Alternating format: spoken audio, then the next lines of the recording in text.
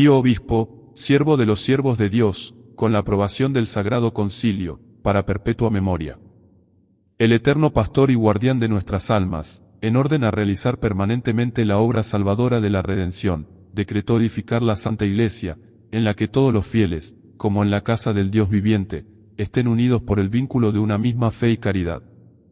De esta manera, antes de ser glorificado, suplicó a su Padre, no solo por los apóstoles sino también por aquellos que creerían en él a través de su palabra, que todos ellos sean uno como el mismo Hijo y el Padre son uno.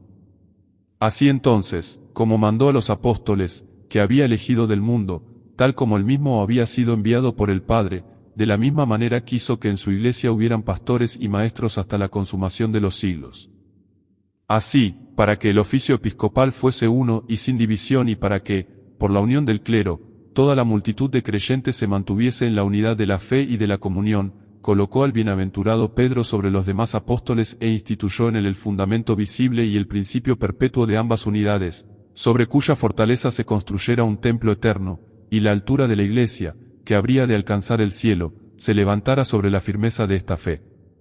Y ya que las puertas del infierno, para derribar, si fuera posible, a la iglesia, se levantan por doquier contra su fundamento divinamente dispuesto con un odio que crece día a día, juzgamos necesario, con la aprobación del Sagrado Concilio, y para la protección, defensa y crecimiento del rebaño católico, proponer para ser creída y sostenida por todos los fieles, según la antigua y constante fe de la Iglesia Universal, la doctrina acerca de la institución, perpetuidad y naturaleza del sagrado primado apostólico, del cual depende la fortaleza y solidez de la Iglesia toda, y proscribir y condenar los errores contrarios, tan dañinos para el rebaño del Señor.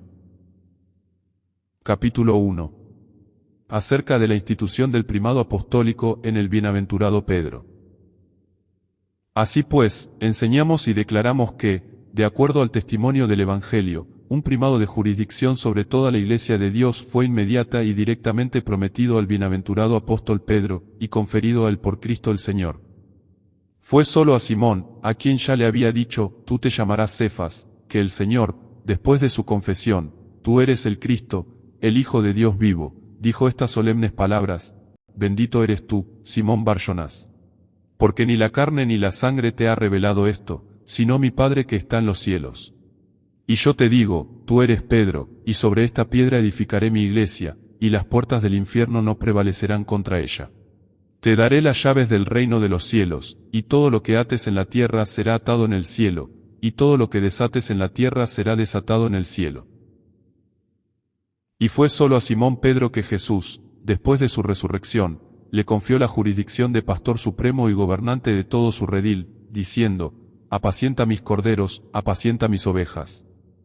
A esta enseñanza tan manifiesta de las Sagradas Escrituras, como siempre ha sido entendido por la Iglesia Católica, se oponen abiertamente las opiniones distorsionadas de quienes falsifican la forma de gobierno que Cristo el Señor estableció en su Iglesia y niegan que solamente Pedro, en preferencia al resto de los apóstoles, tomado singular o colectivamente, fue dotado por Cristo con un verdadero y propio primado de jurisdicción. Lo mismo debe ser dicho de aquellos que afirman que este primado no fue conferido inmediata y directamente al mismo bienaventurado Pedro, sino que lo fue a la Iglesia y que a través de ésta fue transmitido a él como ministro de la misma Iglesia. Canon, por lo tanto, si alguien dijere que el bienaventurado apóstol Pedro no fue constituido por Cristo el Señor como príncipe de todos los apóstoles y cabeza visible de toda la Iglesia militante, o que era este solo un primado de honor y no uno de verdadera y propia jurisdicción que recibió directa e inmediatamente de nuestro Señor Jesucristo mismo, sea anatema.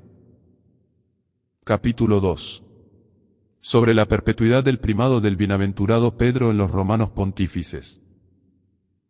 Aquello que Cristo el Señor, príncipe de los pastores y gran pastor de las ovejas, instituyó en el bienaventurado apóstol Pedro, para la perpetua salvación y perenne bien de la Iglesia, debe por necesidad permanecer para siempre, por obra del mismo Señor en la Iglesia que, fundada sobre piedra, se mantendrá firme hasta el fin de los tiempos.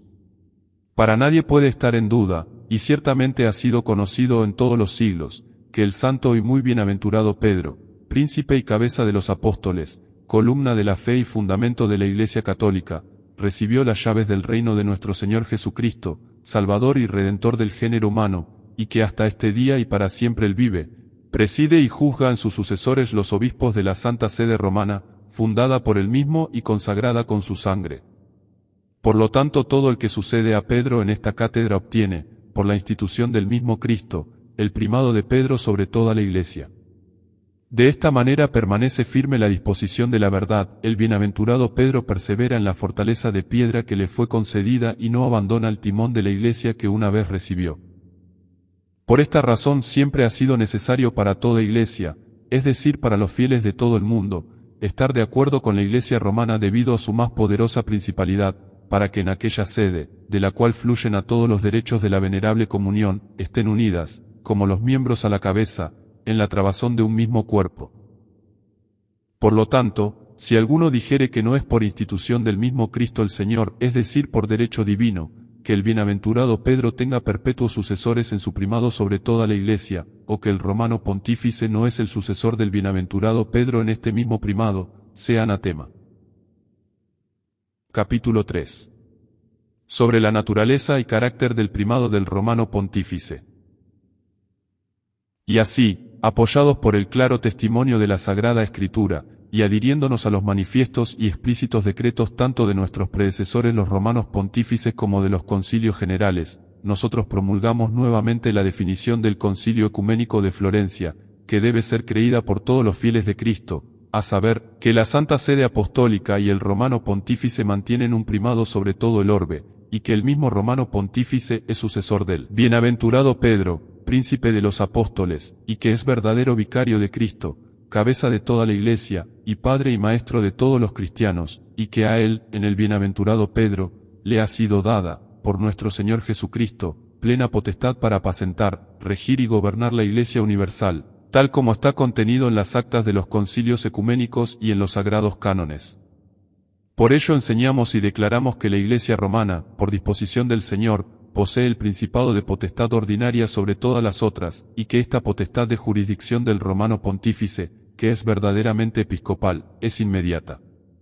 A ella están obligados, los pastores y los fieles, de cualquier rito y dignidad, tanto singular como colectivamente, por deber de subordinación jerárquica y verdadera obediencia, y esto no solo en materia de fe y costumbres, sino también en lo que concierne a la disciplina y régimen de la Iglesia difundida por todo el orbe, de modo que, guardada la unidad con el romano pontífice, tanto de comunión como de profesión de la misma fe, la Iglesia de Cristo sea un solo rebaño bajo un único supremo pastor.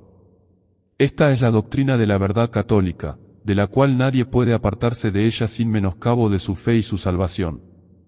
Esta potestad del sumo pontífice de ninguna manera desacredita aquella potestad ordinaria e inmediata de la jurisdicción episcopal, por la cual los obispos, quienes han sido puestos por el Espíritu Santo como sucesores en el lugar de los apóstoles, cuidan y gobiernan individualmente, como verdaderos pastores, los rebaños particulares que les han sido asignados. De modo que esta potestad es afirmada, apoyada y defendida por el Supremo y Universal Pastor, como ya San Gregorio Magno dice, mi honor es el honor de toda la Iglesia. Mi honor es la fuerza inconmovible de mis hermanos. Entonces yo recibo verdadero honor cuando éste no es negado a ninguno de aquellos a quienes se debe. Además, se sigue de aquella potestad suprema del romano pontífice de gobernar la Iglesia universal, que él tiene el derecho, en la realización de este oficio suyo, de comunicarse libremente con los pastores y rebaños de toda la Iglesia, de manera que puedan ser enseñados y guiados por él en el camino de la salvación. Por lo tanto condenamos y rechazamos las opiniones de aquellos que sostienen que esta comunicación de la cabeza suprema con los pastores y rebaños, puede ser lícitamente impedida o que debería depender del poder secular, lo cual los lleva a sostener que lo que es determinado por la sede apostólica o por su autoridad acerca del gobierno de la Iglesia, no tiene fuerza o efecto a menos que sea confirmado por la aprobación del poder secular. Ya que el romano pontífice, por el derecho divino del primado apostólico, preside toda la Iglesia, de la misma manera enseñamos y declaramos que Él es el juez supremo de los fieles, y que en todas las causas que caen bajo la jurisdicción eclesiástica se puede recurrir a su juicio. El juicio de la sede apostólica, de la cual no hay autoridad más elevada, no está sujeto a revisión de nadie, ni a nadie le es lícito juzgar acerca de su juicio.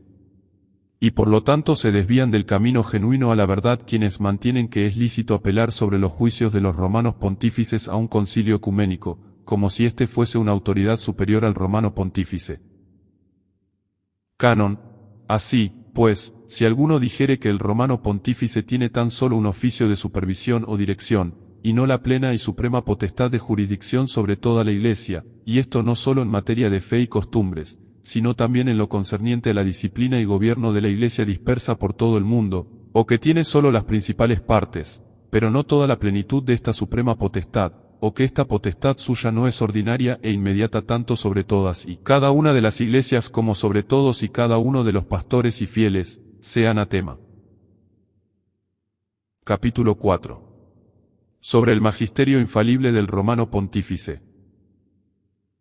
Aquel primado apostólico que el romano pontífice posee sobre toda la Iglesia como sucesor de Pedro, príncipe de los apóstoles, incluye también la suprema potestad de magisterio. Esta Santa Sede siempre lo ha mantenido, la práctica constante de la Iglesia lo demuestra, y los concilios ecuménicos, particularmente aquellos en los que Oriente y Occidente se reunieron en la unión de la fe y la caridad, lo han declarado. Así los padres del Cuarto Concilio de Constantinopla, siguiendo los pasos de sus predecesores, hicieron pública esta solemne profesión de fe. La primera salvación es mantener la regla de la recta fe. Y ya que no se pueden pasar por alto aquellas palabras de nuestro Señor Jesucristo, tú eres Pedro y sobre esta piedra edificaré mi iglesia, estas palabras son confirmadas por sus efectos, porque en la sede apostólica la religión católica siempre ha sido preservada sin mácula y se ha celebrado la santa doctrina. Ya que es nuestro más sincero deseo no separarnos en manera alguna de esta fe y doctrina, esperamos merecer hallarnos en la única comunión que la sede apostólica predica, porque en ella está la solidez íntegra y verdadera de la religión cristiana. Y con la aprobación del Segundo Concilio de León, los griegos hicieron la siguiente profesión: la Santa Iglesia Romana posee el supremo y pleno primado y principado sobre toda la Iglesia católica. Ella verdadera y humildemente reconoce que ha recibido junto con la plenitud de potestad, del mismo Señor en el bienaventurado Pedro, príncipe y cabeza de los apóstoles, cuyo sucesor es el romano pontífice. Y puesto que ella tiene más que las demás el deber de defender la verdad de la fe, si surgieran preguntas concernientes a la fe, es por su juicio que éstas deben ser definidas. Finalmente se encuentra la definición del Concilio de Florencia: el romano pontífice es el verdadero vicario de Cristo, la cabeza de toda la Iglesia y el padre y maestro de todos los cristianos, y a él fue transmitida en el bienaventurado Pedro, por nuestro Señor Jesucristo, la plena potestad de cuidar, regir y gobernar a la Iglesia universal. Para cumplir este oficio pastoral, nuestros predecesores trataron incansablemente que la doctrina salvadora de Cristo se propagase en todos los pueblos de la tierra, y con igual cuidado vigilaron de que se conservase pura e incontaminada dondequiera que haya sido recibida. Fue por esta razón que los obispos de todo el orbe, a veces individualmente, a veces reunidos en sínodos, de acuerdo con la práctica largamente establecida de las iglesias y la forma de la antigua regla, han referido a esta sede apostólica especialmente aquellos peligros que surgían en asuntos de fe, de modo que se resarciesen los daños a la fe precisamente allí donde la fe no puede sufrir mella. Los romanos pontífices, también, como las circunstancias del tiempo o el estado de los asuntos lo sugerían, algunas veces llamando a concilios ecuménicos o consultando la opinión de la Iglesia dispersa por todo el mundo, algunas veces por sínodos particulares, algunas veces aprovechando otros medios útiles brindados por la divina providencia, definieron como doctrinas a ser sostenidas aquellas cosas que, por ayuda de Dios, ellos supieron estaban en conformidad con la Sagrada Escritura y las tradiciones apostólicas. Así el Espíritu Santo fue prometido a los sucesores de Pedro, no de manera que ellos pudieran, por revelación suya, dar a conocer alguna nueva doctrina, sino que, por asistencia suya, ellos pudieran guardar santamente y exponer fielmente la revelación transmitida por los apóstoles, es decir, el depósito de la fe. Ciertamente su apostólica doctrina fue abrazada por todos los venerables padres y reverenciada y seguida por los santos y ortodoxos doctores, ya que ellos sabían muy bien que esta sede de San Pedro siempre permanece libre de error alguno, según la divina promesa de nuestro Señor y Salvador al príncipe de sus discípulos: yo he rogado por ti para que tu fe no falle, y cuando hayas regresado fortalece a tus hermanos. Este carisma de una verdadera y nunca deficiente fe fue por lo tanto divinamente conferida a Pedro y sus sucesores en esta cátedra, de manera que puedan desplegar su elevado oficio para la salvación de todos, y de manera que todo el rebaño de Cristo pueda ser alejado por ellos del venenoso alimento del error y pueda ser alimentado con el sustento de la doctrina celestial. Así, quitada la tendencia al cisma, toda la Iglesia es preservada en unidad y descansando en su fundamento, se mantiene firme contra las puertas del infierno. Pero ya que en esta misma época cuando la eficacia salvadora del oficio apostólico es especialmente más necesaria, se encuentran no pocos que desacreditan su autoridad, nosotros juzgamos absolutamente necesario afirmar solemnemente la prerrogativa que el Hijo unigénito de Dios se dignó dar con el oficio pastoral supremo.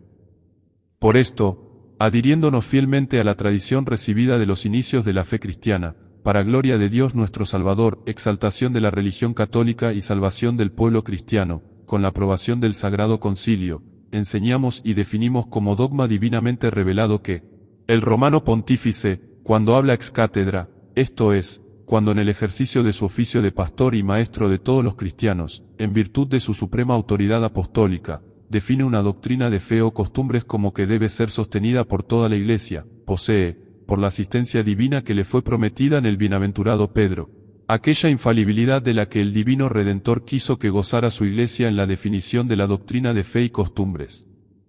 Por esto, dichas definiciones del romano pontífice son en sí mismas, y no por el consentimiento de la Iglesia, irreformables. Canon, de esta manera si alguno, no lo permita Dios, tiene la temeridad de contradecir esta nuestra definición, sea anatema. Dado en Roma en sesión pública, sostenido solemnemente en la Basílica Vaticana en el año de Nuestro Señor de 1870, en el 18º día de julio, en el 25º año de nuestro pontificado.